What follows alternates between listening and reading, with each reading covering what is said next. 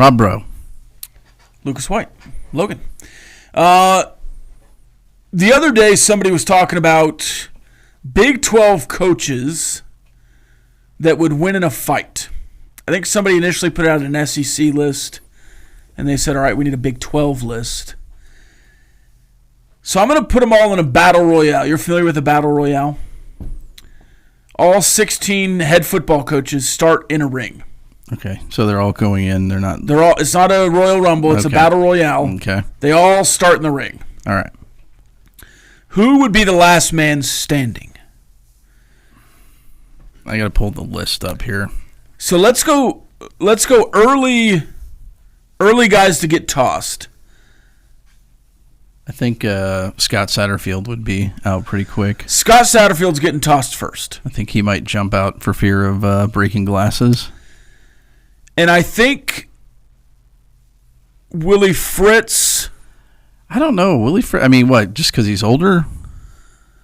Well, I was going to say that about Fritz and Leipold, but I think Leipold has a little more dog in him than Willie Fritz. And Willie Fritz at Big 12 Media Day, I don't want to say he's slight, but he's smaller. Lance Leipold, a lot bigger than you expect. Like, you would walk into the ring and you'd be like, oh, he's a much taller person than I was anticipating in this situation. So he would be one of the sneaky higher ranked. I think he would finish a lot higher than you would imagine. I think the next couple would be Scott Frost. Oh, former NFL defensive back Scott Frost? Yep. Again, I don't know that he has the gumption to be fighting. I think he's a lover, not a fighter. Okay.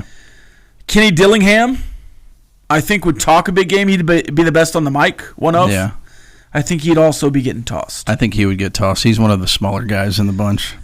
And then Chris Kleiman, who was telling the media to be nice to his players a few years ago, I think he'd be another guy that some people might pick as a favorite, but I wouldn't. No, I think he would be very diplomatic. He would be one of the, like, if it was a Royal Rumble, he would lay in the corner and pretend like he was knocked out for a little bit to see how long he could last in the whole situation. But I think Kleiman goes a little bit farther because maybe he teams up with somebody, him and Mike Gundy, beat up on somebody. But now, to this point, I think Deion Sanders has been directing traffic and telling these guys to team up on whoever else. And then I think the rest of the coaches are like, all right, Deion, it's time for you to go. You have 8 toes. You can't keep balance. I was about to say, if it was prime Deion, if you will, maybe a better chance. But again, he wasn't looking to hit anybody as a player either. So I think at this point, the next couple would be Leipold, Matt Campbell. Mm-hmm. We haven't gotten rid of Brent Brennan either. He's gone. Yeah, he was gone early. Him and Scott Satterfield were fighting each other. And they accidentally knocked each other out. Yeah. Brent Brennan's out. So I think the next round would be Campbell, Aranda, Sonny Dykes, Joey. So that you've got those 4 guys left? No, I've got more left. Okay. I think that would be the next kind of group to go. Okay. My final 4 would be Rich Rod, Kalani Sitake, Kyle Whittingham, and Mike Gundy. My only concerns with Kyle Whittingham and Mike Gundy are age. Certainly. Saying that, I still think both of them. Whittingham's probably the biggest coach. Yes, I would. Him and Sitake. I think I would agree with those 3: Sitake, Whittingham, and Mike Gundy. I don't know who my 4th would be. I don't know that Rich Rod would make it. He's a lot older than. So would you go Joey 4th, Dave Aranda 4th, Campbell 4th? I think I might put Campbell scrappy. in there. Yeah, I think I would put Campbell in there at 4. Okay, so I'm down with that. Final 2, I think, would be. Is it going to be an all-Utah final? No, I think with that 4, because I would put Rich Rod in my final 2. Okay. There's something about him. Yeah. Set the edge, spot the ball, I don't care. Yeah. He's competitive. Yeah.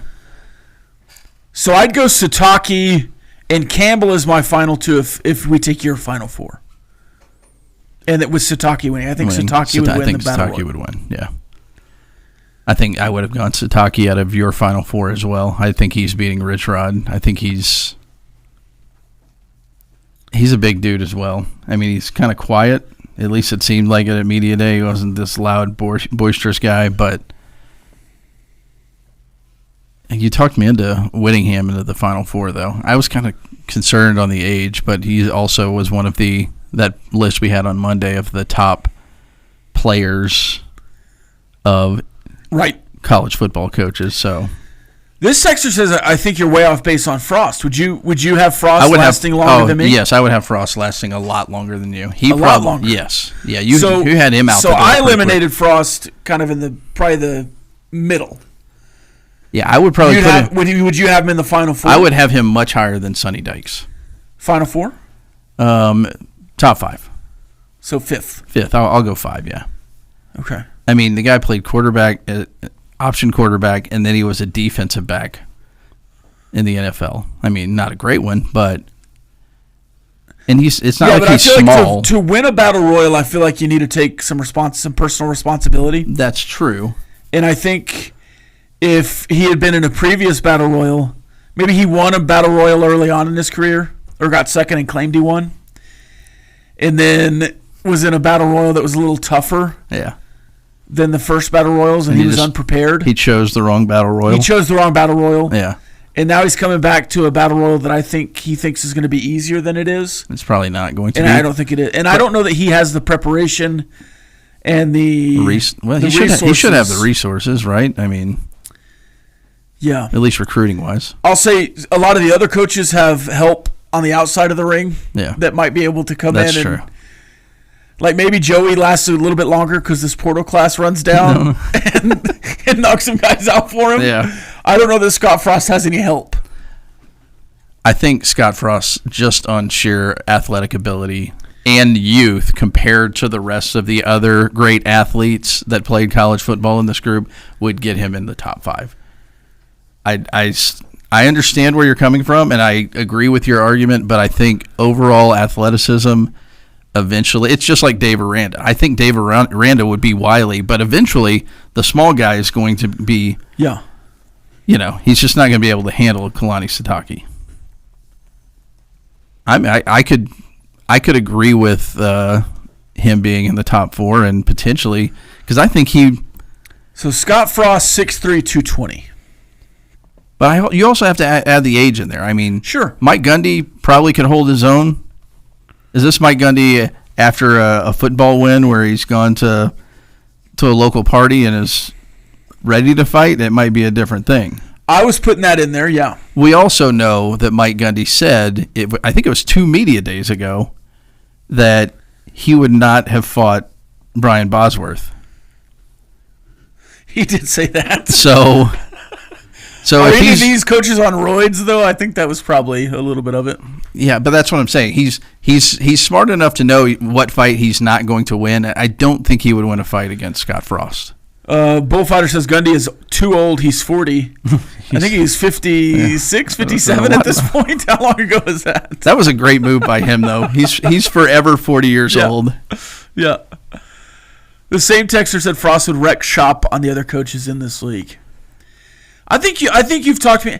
I was taking it as like the program matters. It shouldn't. Yeah. So you've talked me into Frost being top 5 at least. Yeah, I think. And I wouldn't be closed off to having Frost in my Final Four, but I don't think I would have him as the winner. Yeah, I think I'm pretty staunch on Sitake being the winner. Yeah, I could have him I could see him upsetting the other 3 and making it to the final with Sitake. Maybe he wears Sitake down. I don't know how old Sitake is. Yeah. But he's got the size on him. But I think you underestimate Scott Frost. Maybe so. We'll continue on after this. 100.7 The Score. It's the end of the bench. Nothing weird going on here. Nope. Just sports talk. We'll talk the days that changed Texas Tech history on the other side.